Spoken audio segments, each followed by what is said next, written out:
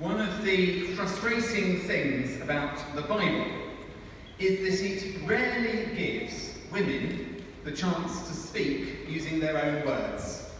Too often they are spoken about rather than spoken to. And on so many occasions we never even get to know their names. Which is why the story of Mary is so significant. Here we have a young woman of no status, a woman with no wealth, no power, and no rights. Yet, she is the one chosen by God to bring about a great change for good in the world. And not only that, we get to know her name. And not only that, she gets to speak more than once. And what Mary says, I think, is quite wonderful.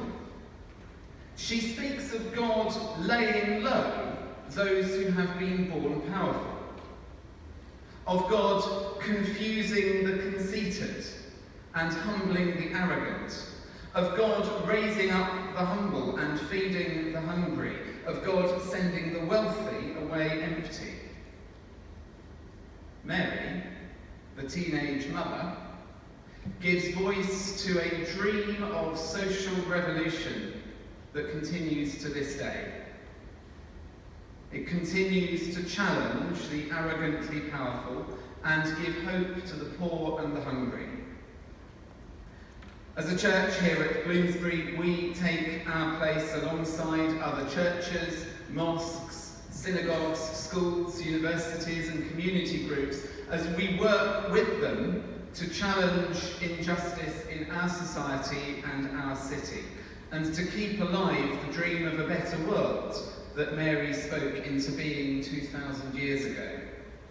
Just a couple of weeks ago, I helped chair an evening with the London Mayor Sadiq Khan, with over 1,000 people brought together by London citizens, many of them school children of the same age that Mary would have been.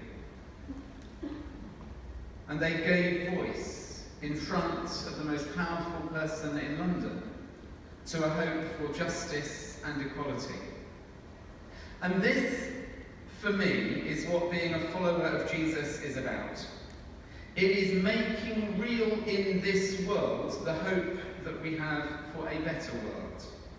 It's about taking the words of Jesus' mother Mary, words which took flesh in the life of her son, and bringing those words of justice and equality to bear in the lives of those who hear and enact them. This is why I'm proud that my church works with the homeless and the vulnerable. It's why I am pleased that we celebrate same-sex marriages in this building. It's why we aspire to include all those whom others would exclude, whatever their gender, sexuality, social standing or ethnicity. And all of this because a young Middle Eastern woman was once given a voice. Let's pray. God of love, help us to listen. Help us to listen to you as you whisper words of hope into our hearts. In the middle of a world where so much seems hopeless, where vested interests and established powers seem so immovable, where issues such as climate change and homelessness and warfare and refugees feel so insoluble, help us to hear you as you whisper words of hope and new life through unexpected people in unexpected places. Help us to hear you through the homeless person we stop and speak with. Help us to hear you through the refugee family from the Middle East, who are just learning to speak a new language and create a new life. Help us to hear you through children and teenagers, through those who never normally get a voice. Speak to us as you spoke through Mary, and give us good news of peace and justice and equality. May we hear the good news of your Son, Jesus Christ. Amen.